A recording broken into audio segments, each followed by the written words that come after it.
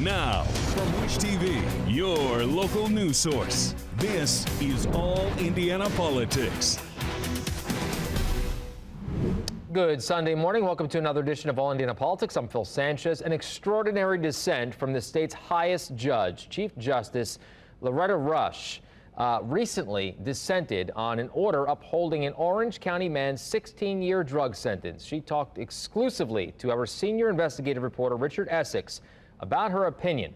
Here's part of that conversation. One of the things you wrote in the opinion is this case highlights the disparity among Indiana counties with respect to meaningful sentence alternatives for those suffering from substance disorder. Can you expand on that a little bit? Well, we have 148 problem-solving courts in different counties, but we have whole areas that don't have them.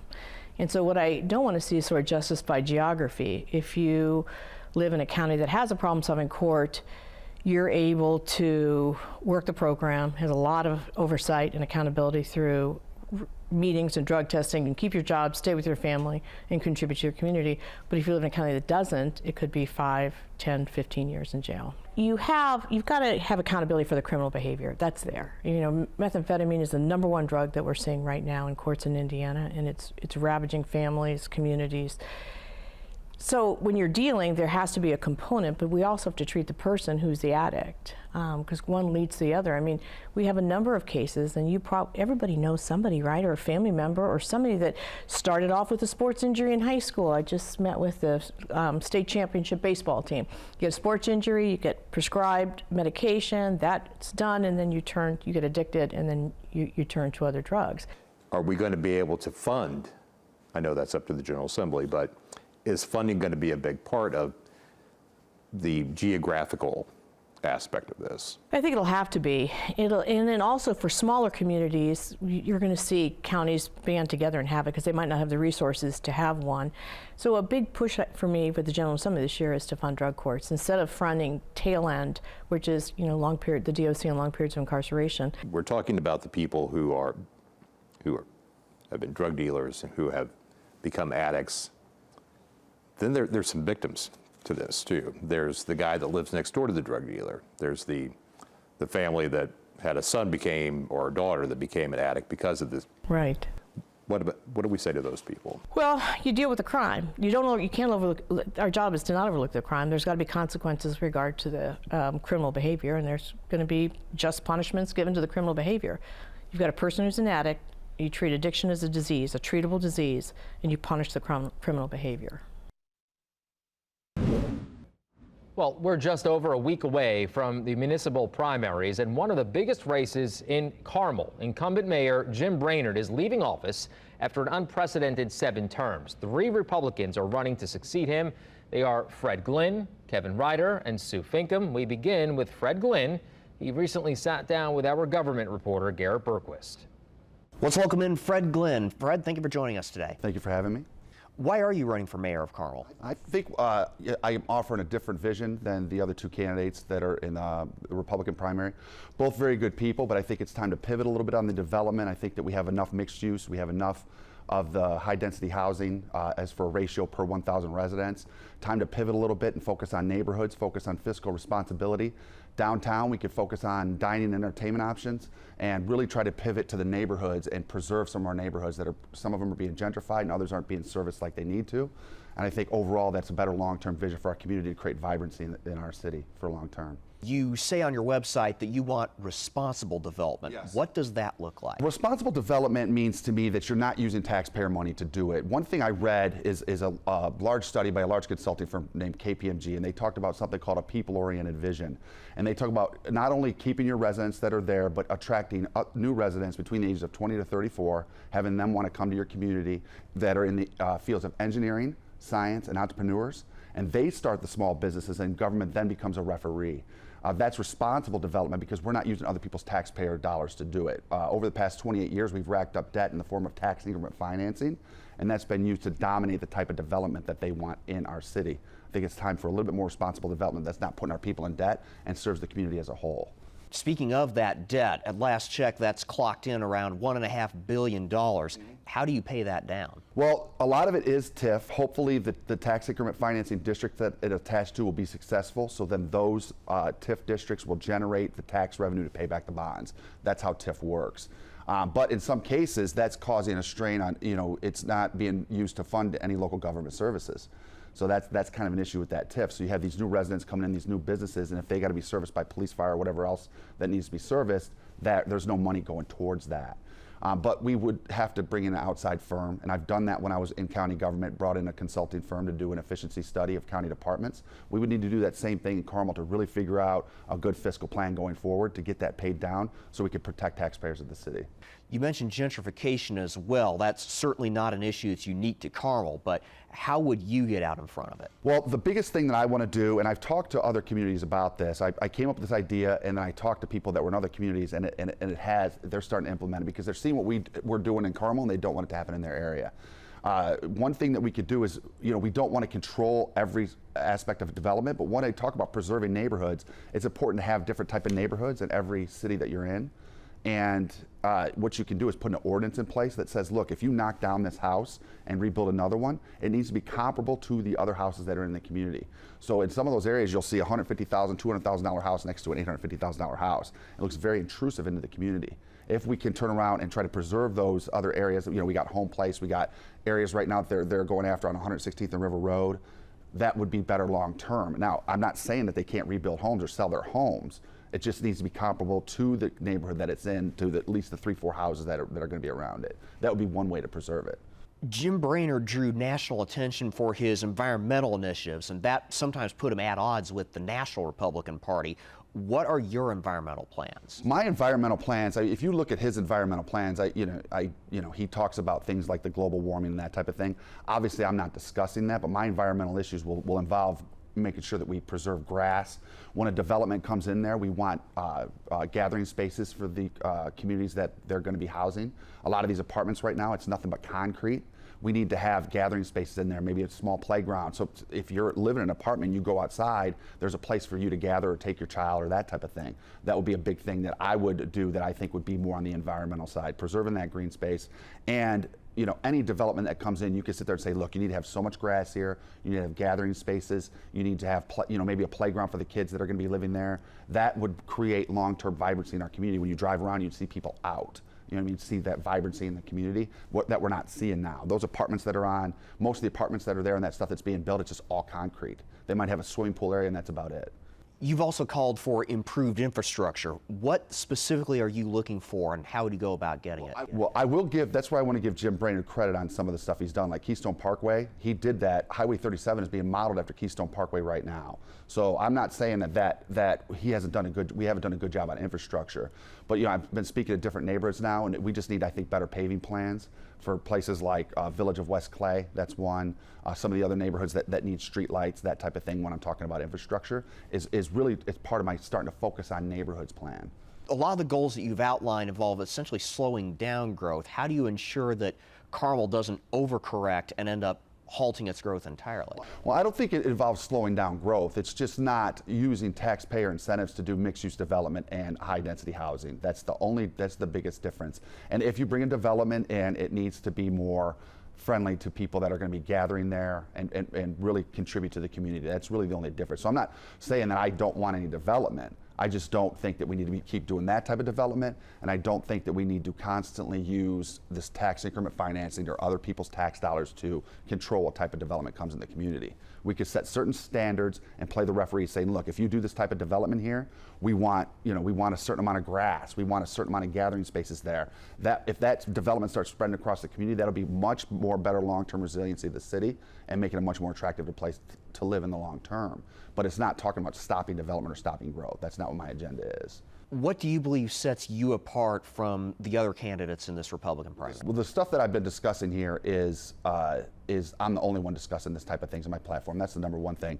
The number two thing, what I have a reputation for my 8 years in the county council that what I say I'm going to do, I actually do. And I've never been called dishonest. You know, there might be detractors that I have in the community, but nobody's ever said I've been dishonest. So you know that what I propose, that I'm going to at least try to implement. And I got a proven record as a fiscal conservative and doing what's right for taxpayers and standing up for my constituents, even when it's tough to do so.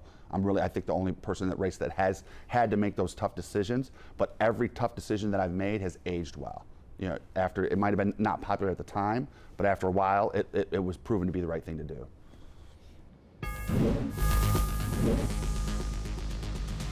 Coming up, we continue our coverage of the Carmel mayoral primary with Kevin Ryder.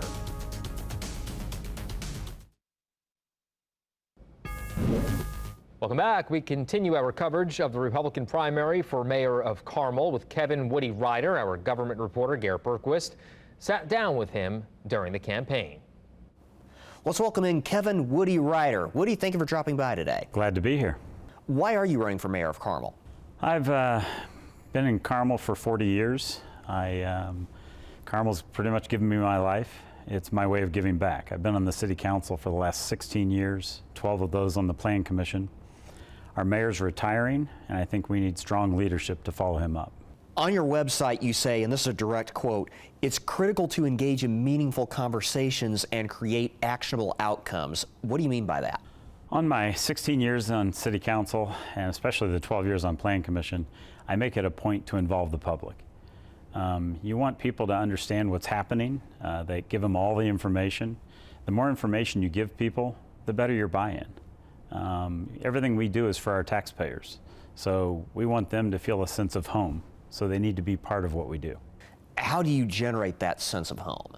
You know, you engaging people. The more people feel involved, the more connected they feel. That gives them the sense of home. It then belongs to them. Everything we do is focused around what's best for our taxpayers and the synergy of our community.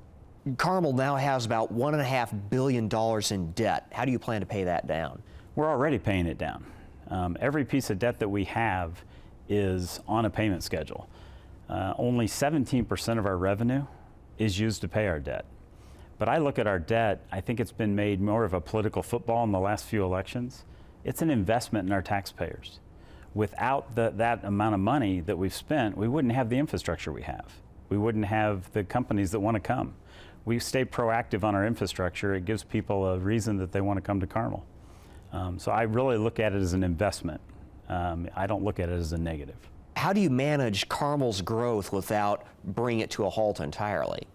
The mayor, when he first got elected in '96, had a broad canvas. He could paint pretty much what he wanted, and he had a vision, and he's fulfilled it. I think the next mayor is going to have more of a dartboard. It needs to be very focused development. We need to look at what our needs are, and I think we can be picky. We've created the atmosphere. People want to be in Carmel. So, you know, it'll be more of a targeted development. Can you give me some examples of that?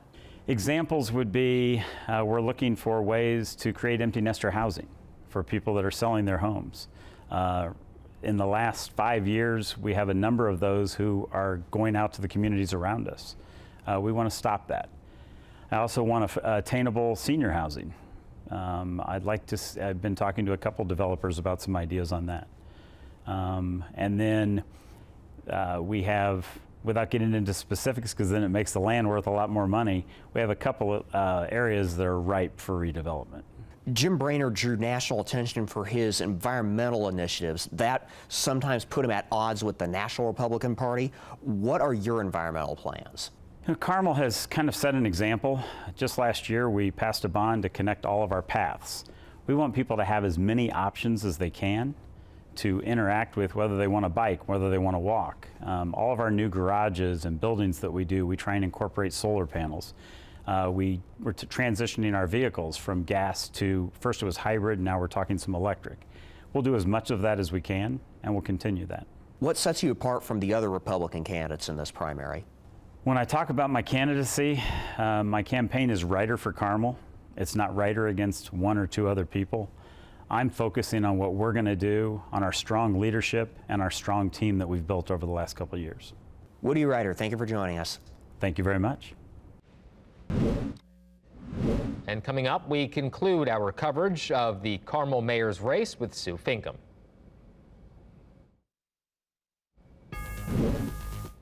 Welcome back to our coverage of the Republican primary for the mayor of Carmel, and it continues now with Sue Finkum. I sat down with her to discuss her reasons for running.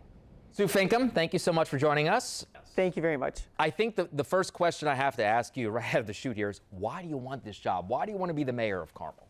Well, Carmel's a fantastic place to live and to work, and I want to just keep growing it, keep making it the best place we can be for all of our residents and businesses combined. So on your website, now I just want to jump in here a little bit. You talk about engaging residents, protecting Carmel's high quality of life. So how do you plan to do that? Well, 3 priorities. First of all, crime prevention. The #1 thing people talk to me about is what an amazing, safe place it is. You know, to go to parks and to walk on the street, and so that's top, first and foremost. And I'm honored to receive the FOP endorsement as well. That means that's very meaningful to me. But also through economic development, by continuing to go hunting for businesses that really fit Carmel. Businesses help keep our taxes low and keep us a vibrant place to be. And also through community engagement, as you've alluded to. I'm a person that likes to put my arms around everybody and get feedback, probably my marketing research kind of background, but I want to make sure that people don't feel left out of the conversation. They love the community. We have one of the most educated communities in the country. Why wouldn't we want to tap into that? That brings me to my next question is, as you very well know, Carmel has about $1.5 billion in debt. So how do you grow, but also try to do right by that debt? Well, first of all, I want to make sure you understand about half of that debt is not Carmel's debt, it's developer debt that we're not, quote unquote, on the hook for. It's the way the DL, Department of Local Government Finance, reports out. That's a little bit confusing. But all of our debt is scheduled out, just like if you have a mortgage, you know it's X number of payments over X number of years. All of our debt is scheduled out. There's no surprises coming. It only takes less than 20% of our revenue to cover that debt. So financially, we're fine. But that doesn't mean we can't be smart or take our eyes off the ball for have fiscal excellence. So we need to make sure we have lots of sinking funds and other things in case something happens that's outside of our control. But being aggressive with growth, and not by growing the city bigger, but by right businesses coming in and protecting our essential functions, we'll be fine. Well, that's perfect segue here, because you do talk about growth, and I don't have to tell you, Carmel has grown tremendously over the past 20 years, let alone the past 5. So how do you continue to grow without going too big? Well, I think we have to have smart development, right? Make sure we are not going too high, because I think this is going to change the character of our neighborhoods. Making sure we're not getting too close to our strong neighborhoods, because our neighborhoods are our original economic development, along with our great school system. So making sure that we're, again, engaging our citizens and also what they want to see. But we've got corridors that are prime for redevelopment. US 31, we can do infill. Pennsylvania Avenue. Carmel Drive and Range Line will continue to have economic development, redevelopment in those areas. And so again, we need to be smart. We don't have to say yes to everything that comes our way, and make sure that we're really, truly delivering value to our residents with this development. One thing I'd like to add too is Mayor Brainerd has said, hey, TIF, which is one of the tools we use for economic development, is a gift to future residents and future generations, and I agree with him. Our first TIF district will expire in 2028. We need to make sure we let some of those dollars come back to our city budget so our residents can appreciate the value of those. You talked about Mayor Brainerd. He's very well known for his environmental initiatives. Sometimes not so in favor when it comes to national Republicans with those initiatives. Right. So how do you plan to work when it comes to environmental issues? Work closely with our residents. Again, they have a say in their community, which they pay taxes and live and work. Carmel did pass a climate action plan that we had lots of community input on, and so that was passed unopposed with a lot of support, and so continue to knock off those things we identified in that plan is important. How do you feel about roundabouts? I love roundabouts. Why? They're safer, they help us beautify the community, and as of now, they also are part of our identity.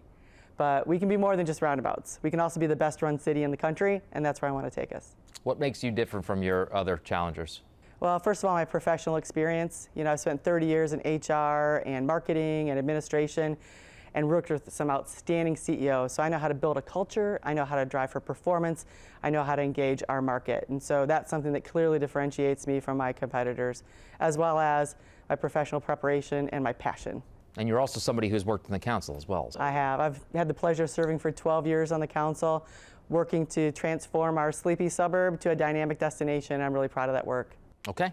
Sue Finkum, thank you so much for coming in. We really appreciate you taking some time. Thank you so much. Thank you for joining us for All Indiana Politics. We'll be back here next Sunday morning at 9:30. We'll also have a recap of the 2023 legislative session, and we will look forward and ahead to the primary on May 2nd.